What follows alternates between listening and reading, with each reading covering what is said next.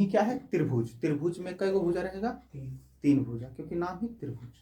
क्या नाम है, त्रिभुज। त्रिभुज मतलब कि त्रि मतलब तीन, अब भुज मतलब भुजा, यानी कि वैसी आकृति जिसमें कई भुजा हो, तीन भुजा हो, तो उसको क्या बोलेंगे, त्रिभुज। ठीक है, यानी तीन भुजा से घिरी बंद आकृति को त्रिभुज कहेंगे। ठीक है, त्रिभुज किसे कहेंगे तो समझ लिया कि तीन भुजा से घिरी जो बंद आकृति रहेगा उसी को क्या बोलेंगे, त्रिभुज। हंस कह रहे हैं, चलो बोलो त्रिभुज किसको बोलेंगे, आप तो अभी बताएंगे। हाँ तो बोलो क्या हो, बांदरे हैं, बोलो किसको बोलेंगे त्रिभुज रे, तीन भुजा से घिरी बंद आकृति को त्रिभुज कहेंगे। ठीक है, जैसे ये देखो, ये देखो तीन भुजा से घिरी बंद आकृति है तो इसको क्या बोलेंगे, त्रिभुज बोलेंगे। देखो तीन गो भुजा हुआ, एक गो भुजा, दो गो भुजा और ये तीन गो भुजा। तो पूछेगा त्रिभुज में कई गो भुजा होता है तो क्या बोलेंगे, तीन भुजा। तीन भुजा तब कोण भी कई गो, तीन गो। देखो एक कोण, दो कोण और ये तीन कोण, यानी त्रिभुज में तीन गो भुजा और तीन गो कोण होता है। और देखो ये जो जहाँ पे ये दोनों लाइन मिल रहा है, ये वाला दोनों, तो ये तीनों के तीनों है शीर्ष। क्या है, शीर्ष। यानी एगो त्रिभुज में तीन भुजा, तीन कोण और तीन शीर्ष। ठीक है, इतना सब कुछ याद रखना, तीन भुजा, तीन कोण और तीन गो ही शीर्ष। ठीक, भुजा देखो समझते हैं। अच्छा एक बार बताए थे कि सबका नाम कैसे मतलब बोलना है, जैसे मान लो कि ये समकोण त्रिभुज है, ये समकोण त्रिभुज है, तो जो समकोण है उसको बीच में बोला, जैसे मान लो कि ए है, ये बी है और ये सी है, तो ये जहाँ पे 90 डिग्री का कोण बन रहा है उसको बीच में, इसको बोलेंगे कैसे, त्रिभुज ए बी सी। इसको इस तरह से बोलेंगे, बोलेंगे कि नहीं,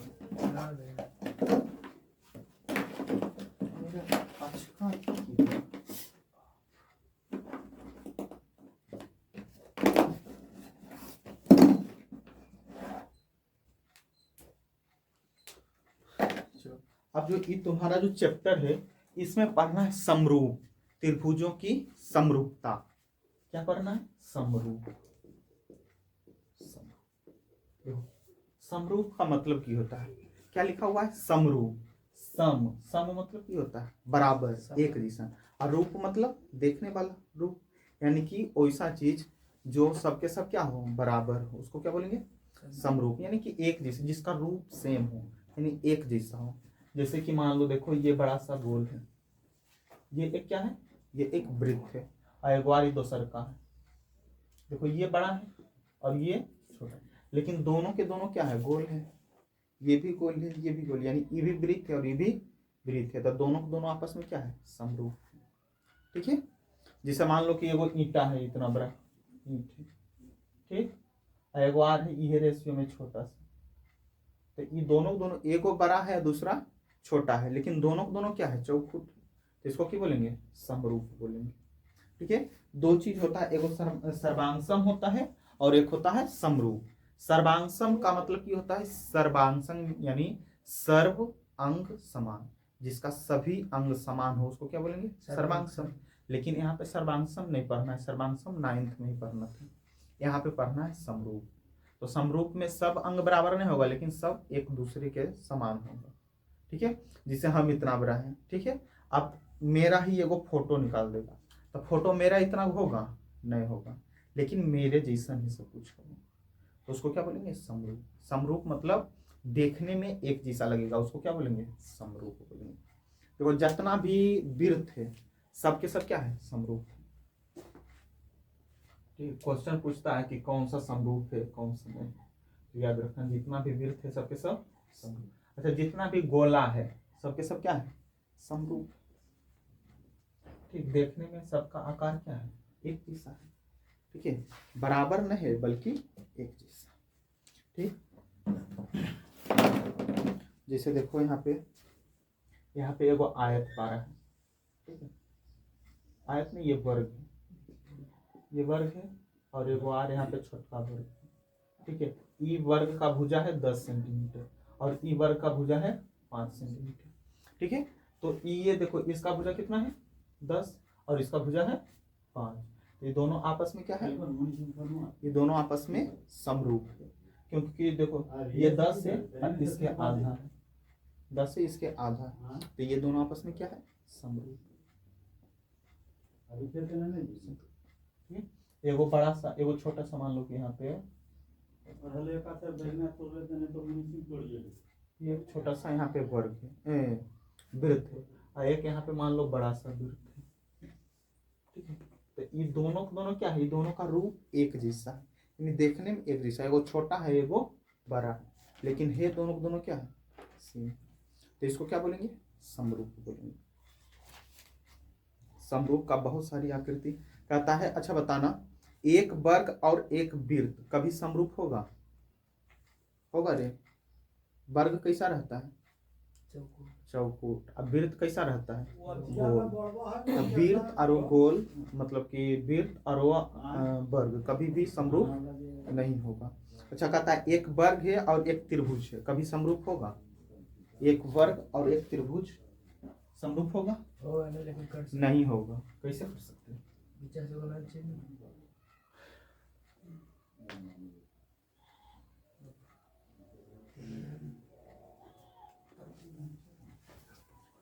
चलो देखो समझो, एक बनाएगी छोड़ी करके नहीं बनाएगी? नहीं बना। हाँ ठीक है। हाँ। क्यों हो की करती? तो बोलेंगे तो आप भेजिए मैं। चुप रहो, बाहर दो इसको करते रहो। देखो ये एक त्रिभुज है, ठीक है, ये एक त्रिभुज है और यहाँ एक आयत है, तो दोनों कभी भी समरूप है? समरूप मतलब देखने में एक जैसा, देखने में कभी एक जैसा लग रहा है? नहीं, त्रिभुज है, आई चतुर्भुज है, इसमें 4 गो, तो कभी भी देखने में एक जैसा। अच्छा एक टाइम के लिए देखो, अगर ये ऐसा लिखें और ये ऐसा बड़ा लिखें तभी तो समरूप लग सकता है, दोनों एक जैसा लग सकता है, लेकिन कभी भी बोलेगा ये और ये कभी भी समरूप होगा नहीं, कोई चांस नहीं बनता। अच्छा ये ऐसा है तो इसी के जैसा को इसे छोटा सा बना देंगे, तब इसको एक टाइम के लिए बोल सकते हैं कि ये समरूप है, कहा कि देखे में चौकोर, तो ये समरूप हो सकता है, ठीक है। लेकिन कभी भी बोलेगा एगो त्रिभुज आएगो वर्ग, कभी भी समरूप नहीं होगा, या फिर एगो त्रिभुज आएगो आयत, कभी भी समरूप नहीं होगा, ठीक है। तो पहला वाला चैप्टर में ना यही बहुत सारा चीज पूछेगा कि कौन समरूप है कौन समरूप नहीं है। अच्छा ये दुनिया में जितना भी वर्ग है ना, सॉरी जितना भी वृत्त, वृत्त मतलब ऐसे गोल गोल, सबके सब जितना भी वृत्त रहे छोटा से बड़ा, सबके सब क्या है, समरूप है। कहा वृत्त जब भी बनेगा गोल ही बनेगा, तो सब कुछ क्या है, मतलब अति है। अब जितना भी वर्ग है, तो जितना भी वर्ग आएगा सबके सब की रहेगा, चौखुट रहेगा, तो सब कुछ क्या है, समरूप। चलो और देखते हैं बहुभुज के समरूपता, समरूप बहुभुज।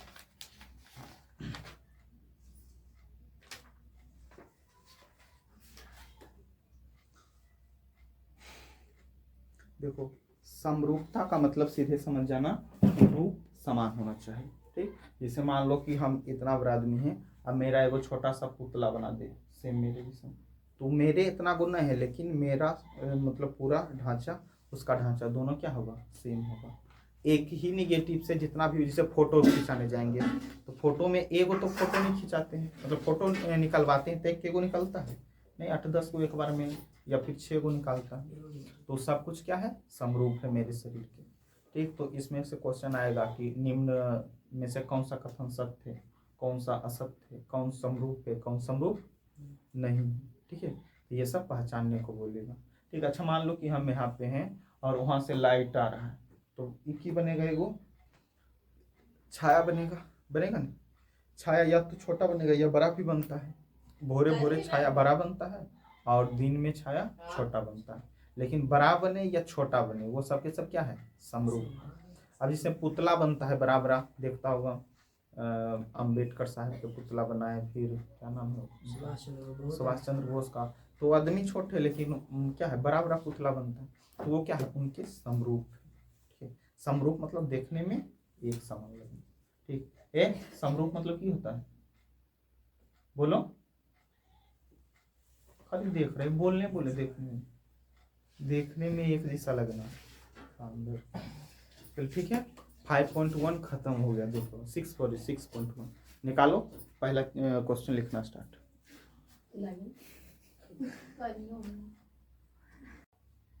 चल देखो समझो, पहला क्वेश्चन है, यहाँ पे दे रखा है कि शांति रहो, कहता है कि इसमें से कौन सा शब्द बढ़ाएगा, कौन सदृश से, कौन सर्वांशम है, या फिर कौन सदृश सर्वांशम दोनों। ठीक है, तो पहला 1 नंबर में कहता है, 1 नंबर में कहता है कि 2 सेंटीमीटर भुजा वाले सभी वर्ग, यानी दुनिया में जितना भी वर्ग है और सबका भुजा कितना है 2 सेंटीमीटर। तो जितना है सब 2 सेंटीमीटर है, तो सबके सब क्या है, सबके सब सदृश्य। सदृश यानी एक जैसा देखने में, और साथ ही साथ सर्वांशम भी है। सर्वांशम मतलब की बोले थे, सर्व अंग समान। अभी देखो ये वर्ग का मतलब समझता है, ये 2 है तो ये भी 2, ये भी एक 2, भुजा उसका ये भी सभी 2, चारों बराबर है। तो ये दुनिया में जितना भी है सब में, यानी जिसका 2 है तो सबके सब एक जैसा है, एक बराबर है। तो पहला का की होगा, पहला का होगा क्या, सदृश और सर्वांशम दोनों। 1 नंबर में लिखना सदृश और सर्वांशम दोनों।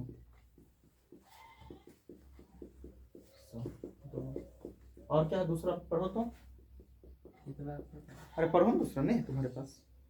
दूसरा है समान त्रिज्या वाले सभी वृत्त।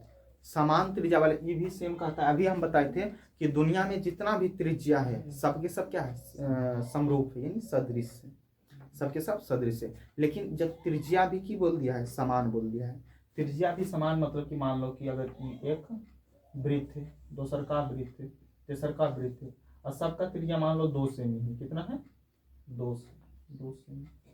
पहला नंबर तो सदृश है, यानी कि सर्वांशम है, सब देखने में एक जैसा है।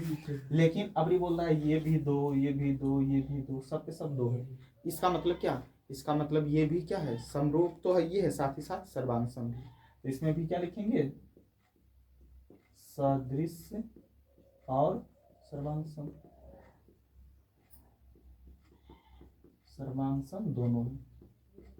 ठीक है, तो याद रखना कि 2 नंबर में भी सदृश और सर्वांशम दोनों। तीसरा की है सभी समचतुर्भुज। अब ये देखो सभी समचतुर्भुज, लेकिन 2 सेंटीमीटर की, 4 सेंटीमीटर की, 10 सेंटीमीटर ये नहीं बताया, सिर्फ समचतुर्भुज। समचतुर्भुज मतलब चारों भुजा की होनी चाहिए, बराबर होनी चाहिए। सम मतलब क्या होता है, बराबर, और चतुर्भुज मतलब 4 भुजा। तो ऐसा चतुर्भुज जिसके सभी भुजा क्या हो, बराबर हो। तब अच्छा बताओ, एगो मान लो कि ये समचतुर्भुज है, यहाँ पे लिख दिए, और एगो ये समचतुर्भुज है, यहाँ पे लिख दिए। तो बताओ ये कभी दोनों सर्वांशम होगा, सर्वांशम मतलब सब कुछ बराबर। देखो ये इतनी वो है, ये इतने बड़ा है, तो कभी बराबर होगा नहीं, यानी सर्वांशम तो नहीं होगा, लेकिन देखने में एक जैसा लग सकता है, एगो छोटा एगो बड़ा, यानी कि ये सदृश होगा, सदृश। ठीक है, 3 को लिखो जल्दी से, 3 को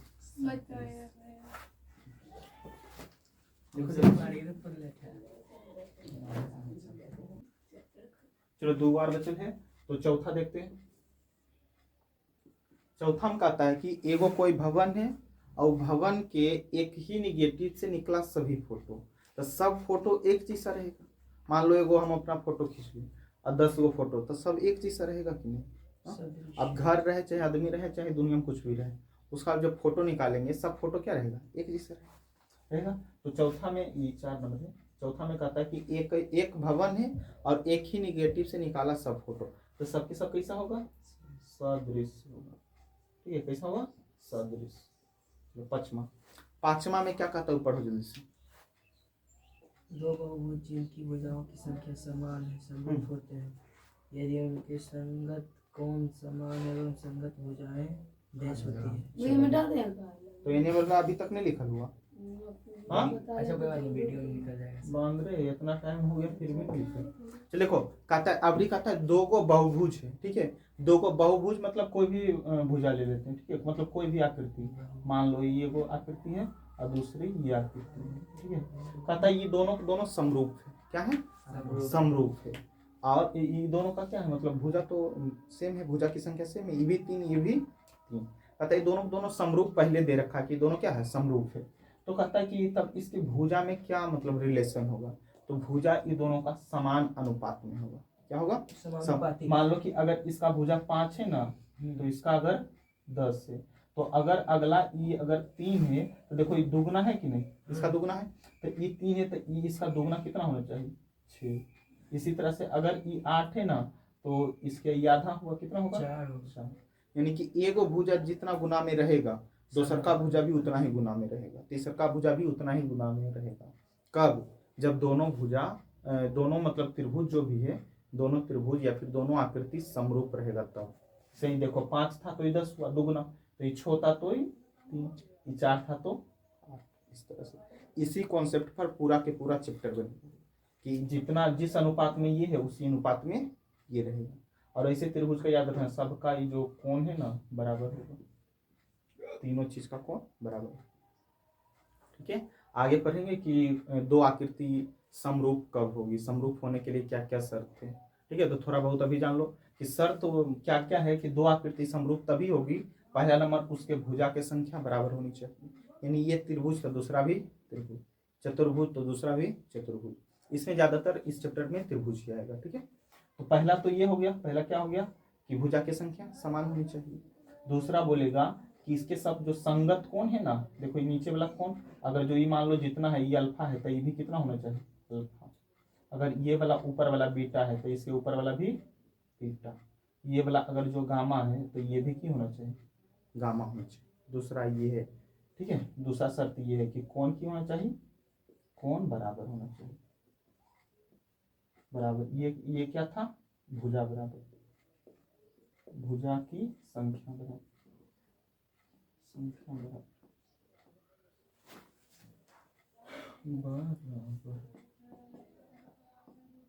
और तीसरा शर्त याद रखना कि इसके जो कोण है, इसके जो साइड है, साइड मतलब भुजा, भुजा समानुपातिक होना चाहिए, भुजा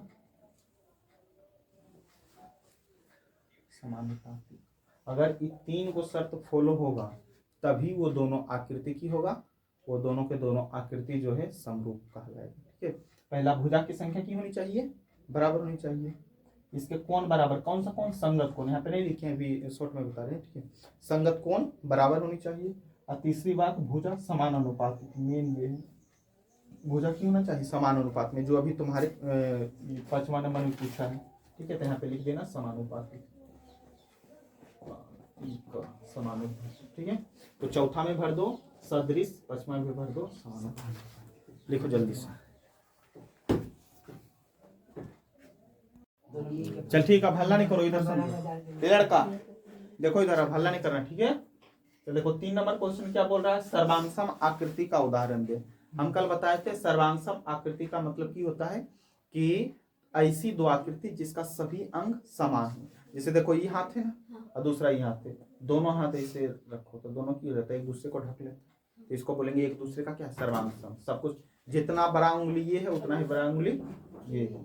ठीक है, जितना बड़ा अंगूठा ये है उतना ही बड़ा अंगूठा ये है।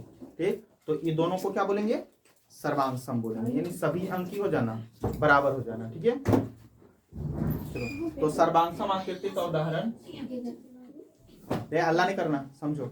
सर्वांगसम आकृति का उदाहरण ये भी दे सकते हैं, दोनों हाथ, लेकिन क्या यहाँ पे लिख सकते हैं कि समान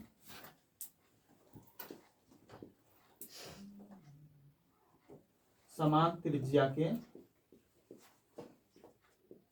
सभी भी, सभी भी।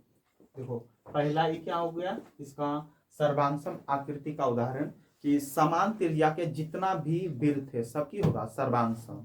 ठीक है, सर्वांगसम हो जाएगा। इसके अलावा देखो दूसरा ये भी बोल सकते हैं कि समान कोण भी त्रिभुज, हाँ समान भुजा वाले त्रिभुज सभी वर्ग, यहाँ वर्ग है, एगो भुजा के बात कर रहे हैं तो सभी वर्ग, तो यहाँ पे उदाहरण देने को कहता है तो दो वर्ग। दूसरा कहता है कि आकृति सदृश होना चाहिए और साथ ही साथ सर्वांगसम होना चाहिए। तो सदृश का मतलब हम कल बताए थे, सदृश मतलब देखने में सेम, देखने में क्या होना चाहिए, सेम होना चाहिए, और साथ ही साथ क्या होना चाहिए, सर्वांगसम भी। ये क्वेश्चन 2 नंबर का कहता है। तो देखो जो समान त्रिज्या के वृत्त थे वो सब देखने में सेम लगेगा कि नहीं। जैसे देखो ये छोटा सा मान लो ये वृत्त है और एगो बड़ा सा वृत्त है, तो दोनों आपस में की है, दोनों आपस में सदृश है, यानी कि समरूप है। देखने में छोटा है ये बड़ा है लेकिन देखने में दोनों सेम है। ठीक है, जैसे मान लो कि हम इतना बड़ा है, मेरा इतने को फोटो निकालेगा, तो हम जैसा है वही फोटो है, तो दोनों के दोनों की कहलाएंगे समरूप कहलाएंगे। लेकिन कह रहा है कि समरूप तो होना ही चाहिए, साथ ही साथ सर्वांग सम होना चाहिए। यानी सर्वांग सम होने के लिए जैसा दिख रहा है वैसा तो होना ही चाहिए, लेकिन इसके अलावा जितना बड़ा ये चीज है ना उतना ही बड़ा ये होना चाहिए। ठीक, देखो सर्वांग सम का पहचानने का एक नियम याद रखना कि एगो आकृति नीचे रखेंगे या दूसरा आकृति ऊपर पे रखेंगे, अगर दोनों एक दूसरे को अच्छा तरह से ढक लिया तो दोनों आपस में की है सर्वांग सम। जिसे सिक्का देखो, एगो सिक्का है और उसके ऊपर दूसरा का सिक्का रख दिए तो दोनों पूरा एक दूसरे को एक तरह से की ढक लेता है, तो दोनों आपस में की है सर्वांग सम है। तो यही वाला चीज हो जाएगा इसमें भी, यही दोनों चीज। ठीक है, जो एक नंबर बताए ना इसमें ये वाला वही होगी। ठीक है, इसमें भी क्यों? क्योंकि जो आकृति सर्वांग सम है वो पक्का सदृश होगा ही, क्योंकि सर्वांग सम का मतलब क्या हुआ, सभी अंग समान, सब कुछ की होना चाहिए, बराबर होना चाहिए। अब सब कुछ बराबर है तो देखेंगे सब कुछ सेम लगेगा कि नहीं, लगेगा ही। ठीक, तो याद रखना कि जो आकृति सर्वांग सम है वो आकृति सदृश है, लेकिन जो सदृश है वो सर्वांग सम हो भी सकता है और सर्वांग सम नहीं भी हो सकता है। क्यों? क्योंकि देखो ये एक छोटा है और ये एक बड़ा है, ये दोनों आपस में समरूप है लेकिन सर्वांग सम है क्या? सर्वांग सम नहीं है। सर्वांग सम मतलब सभी अंग समान, इसका त्रिज्या छोटा है लेकिन इसका त्रिज्या बड़ा है, लेकिन सर्वांग सम का मतलब क्या होता है कि सभी अंग बराबर होनी चाहिए, तो ये बराबर नहीं, यानी सदृश तो है लेकिन सर्वांग सम ये नहीं। लेकिन जो सर्वांग सम है वो पक्का सदृश होगा। जैसे देखो ये एक त्रिभुज है, ठीक है, ये दोनों अगर सर्वांग सम मान लो कि 5 सेंटीमीटर, ये भी 5, ये भी 5, ये भी 5, ये भी 5, ये भी 5, तो सब ये देखो पहला अंग, दूसरा अंग, तीसरा, यानी तीनों के तीनों भुजा ही दूसरा के बराबर है। जितना बड़ा ये कौन उतना ही बड़ा, उतना ही बड़ा ये सब बराबर है। तो ये दोनों सर्वांग सम है, सर्वांग सम के साथ साथ समरूप भी, यानी देखने में भी सेम है और सब अंग बराबर भी है, तो इसको सर्वांग सम भी बोलेंगे और समरूप भी बोलेंगे। तो जो सर्वांग सम है वही सर्वांग सम और सदृश दोनों है। इसका जो आकृति लिखा है, मतलब जो उदाहरण लिखा है वो यहाँ भी लिख देंगे। ठीक है, अब तीसरा कहता है ओ सदृश आकृति। ओ सदृश आकृति मतलब जो सदृश नहीं, यानी कि जो बराबर नहीं है। अच्छा देखो, ओ सदृश आकृति कह रहा था ये, मान लेते हैं कि ओ सदृश आकृति के एग्जाम्पल में एक वो ले लेते हैं, एक त्रिभुज तथा एक वृत्त, कभी सदृश होगा? एगो देखो, एगो त्रिभुज ऐसा होता है और वृत्त ऐसा होता है, कभी देखेंगे सेम लगेगा? नहीं लगेगा, बराबर नहीं। दूसरा बोल लेंगे क्या, मान लो कि दो गो त्रिभुज है, एगो ले लिए समकोण त्रिभुज और एगो ले लिए अधिक कोण त्रिभुज। ठीक है, ये समकोण है और ये अधिक कोण है, तो दोनों देखने में सेम लगेगा? नहीं लगेगा, तो लिख देंगे एक समकोण त्रिभुज और एक अधिक कोण त्रिभुज, अधिक कोण त्रिभुज। तो ये सब तीनों जल्दी से लिखो, कोई दिक्कत हो तो बताओ, नहीं दिक्कत है तो फटाफट लिखो जल्दी से। चलो रे, अब हल्ला नहीं कर रहा, देखो समझो, सब शांत हो के इधर देखो। और नंबर 4 है, ठीक है। 4 नंबर में कहता है कि बता ये दोनों आकृति जो है समरूप है कि नहीं। यही समरूप है ना बोल रहा है, तो समरूप है भैया। अरे है कि नहीं कैसे है ये जानना है, ठीक है। इसका आधार, हाँ देखो, कल हम बताए थे कि समरूप तभी होगा जब पहले देखेंगे कि दोनों के भुजा की संख्या सेम है कि नहीं। तो देखो, तो ये 1 2 3 दोनों के दोनों क्या है, त्रिभुज। साथ ही साथ ये दे रखा है, इसका मतलब दोनों के दोनों क्या है, समकोण त्रिभुज।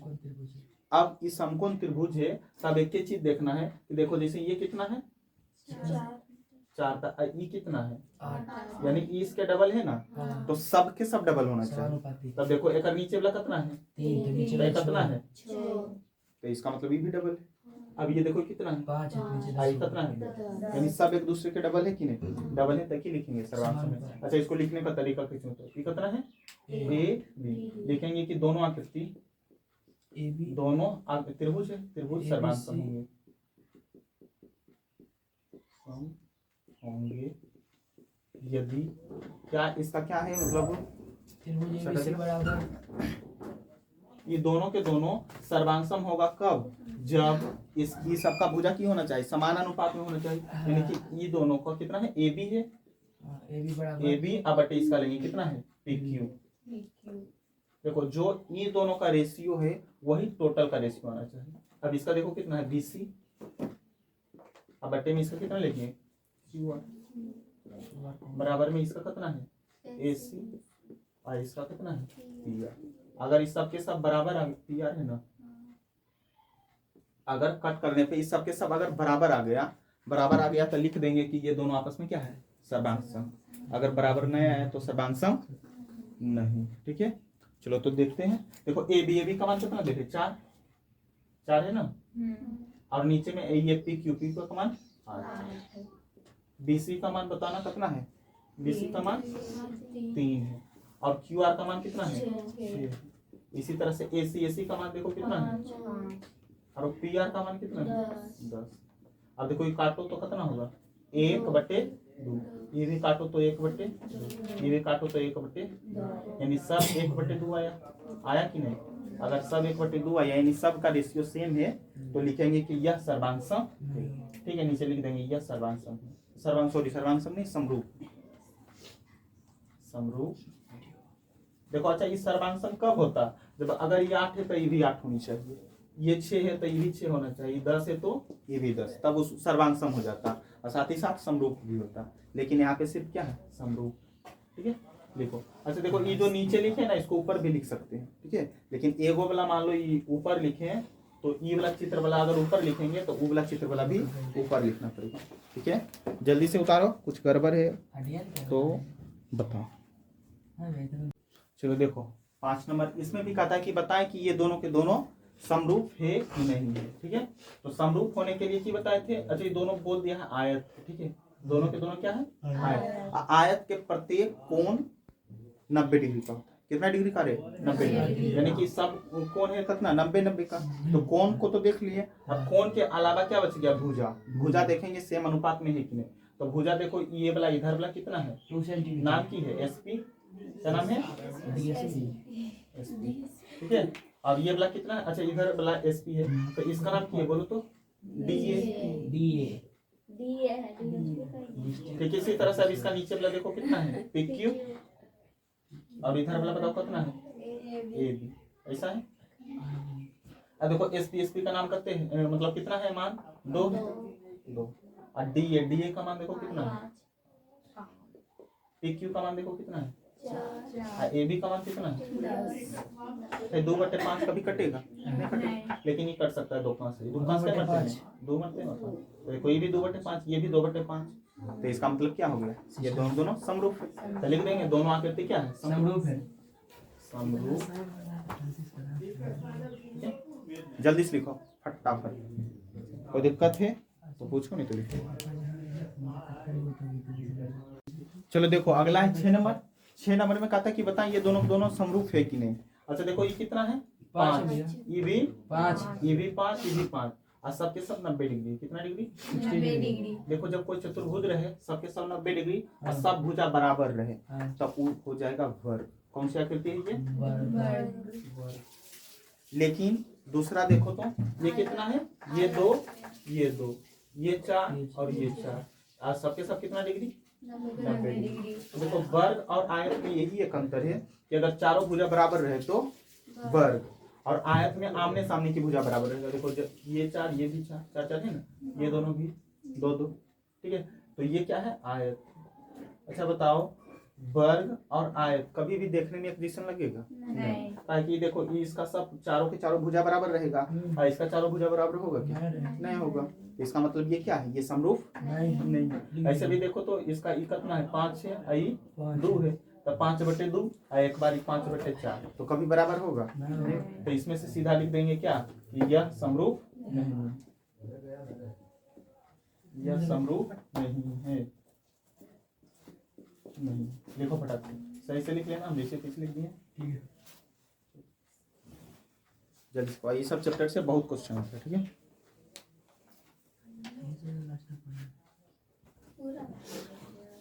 चल देखो समझो इधर 7 का पहला जो है ना कहता है कि ऐसे बना दिया है।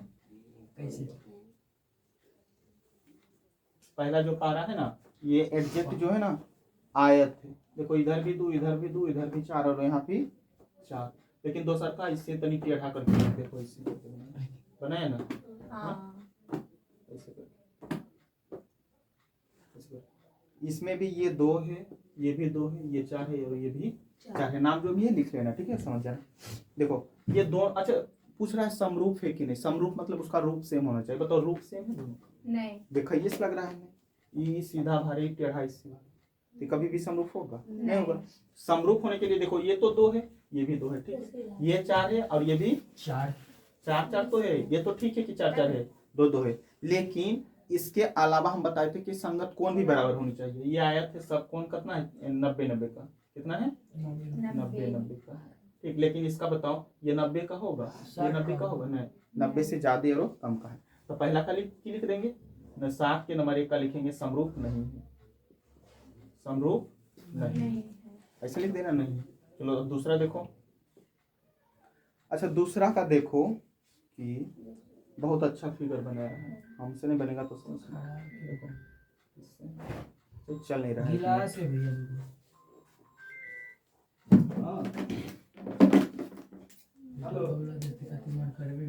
अच्छा देखो हल्ला नहीं करो, देखो देखो ये है ऐसे करके। अब मजा आया? ऐसा है, ऐसा है, ऐसा, ठीक है। आएगो सेम और है लेकिन इससे थोड़ा सा बड़ा है कि नहीं? अच्छा कोई देख के बताओ तो समरूप होगा कि नहीं? देखने में सेम लग रहा है ना। अच्छा देखो ये कितना है, हल्ला नहीं करो, 1.5 है और ये 2.5 है, ये 2.4 है और ये जो है ना अपना 2.1 है, ऐसा है। अच्छा ये देखो ये 105 डिग्री, ये है 85 डिग्री, ये है 70 डिग्री और ये वाला कितना बच गया 100 डिग्री। इधर भी सेम, हाँ पूरा मिला के 360 डिग्री होगा। हाँ पूरा नहीं, हाँ 360 देखो ये भी है 105 डिग्री और ये है 85 डिग्री, ये है 70 डिग्री और ये है 100 डिग्री।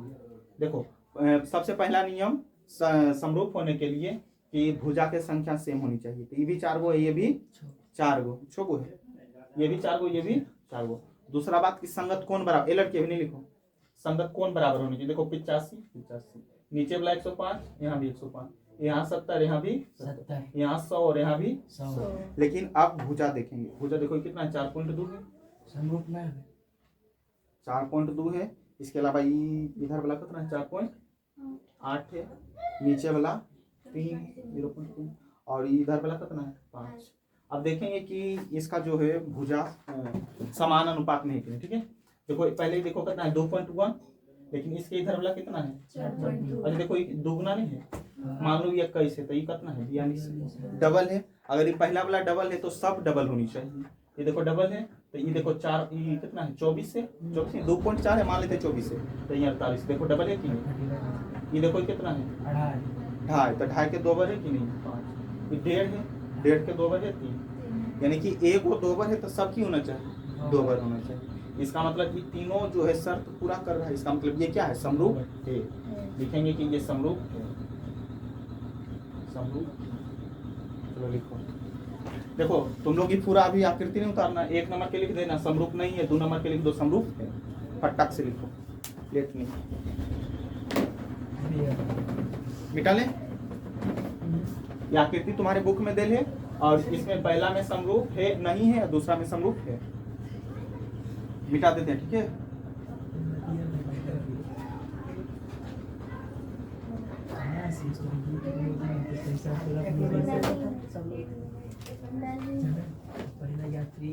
लड़का बोलो ना, इधर समझो,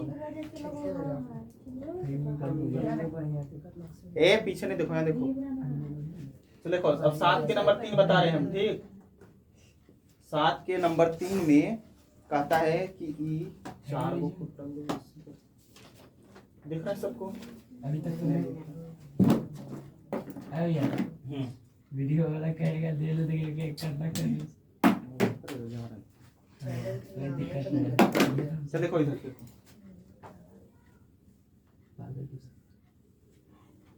मारो खाएगा, समझा, दिमाग में काम करता है। चलो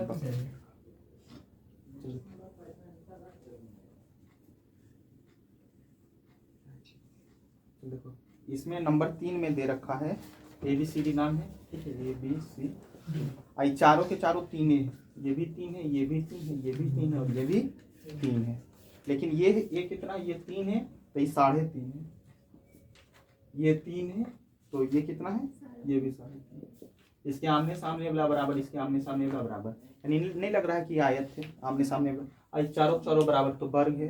तो अभी जस्ट पहले बताएं कि आयत और वर्ग कभी भी समरूप नहीं हो सकते, ठीक है। अच्छा देखो तो ये तीन है और ये तीन है, तो जितना ई है उतना ही ई है, बराबर है, तो सबको बराबर होना चाहिए। लेकिन ये तीन है तो ये 3.5 है, तो गड़बड़ हो गया, ये नहीं होगा। तो इसमें लिख देंगे कि समरूप नहीं, समरूप नहीं, इससे कट मतलब नहीं, ठीक है।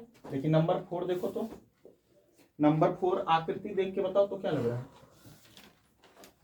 आकृति 4 देखो जल्दी से, दिखा सबको, नहीं दिखा तो यहाँ देखो। दिखा, लेकिन बस खाली एंगल में थोड़ा टेढ़ कर दिया है। अच्छा देख के नहीं पता चल रहा है कि ये कि नहीं समरूप है भैया। समरूप तुमको लग रहा है। समरूप देखो तो है। समरूप मतलब एक दिशा है, एक दिशा देखो, एक दिशा लग रहा है। लेकिन काटेंगे तो आ जाएगा। हाँ? 4.2 है तो इसको इधर से 2.1 आ सकता है। देखो ये सब, ये 2.1 है, चारों चारों 2.1 है, ये चारों चारों 4.2 है। लेकिन सिर्फ ये देखो, इसमें भी 4 गो है, इसमें भी 4 गो भुजा, इसके डबल ये है, सब डबल है कि नहीं डबल। लेकिन ये देखो कि कोण बराबर है, यहाँ पे कोण सीधा है तो 90 डिग्री होगा, लेकिन यहाँ पे 90 डिग्री होगा नहीं, 90 डिग्री से ज्यादा हो जाएगा। ऐसी सीधे देखने में नहीं लग रहा है, ये चौकुट है, ये कैसे टेढ़ नांगर है, तो ये भी समरूप नहीं है। तो लिख देंगे समरूप नहीं, ठीक है। 6.1 कंप्लीट। चलो लिखो जल्दी से, टोटल हिसाब हम लिखो, पकड़ो की नाम है।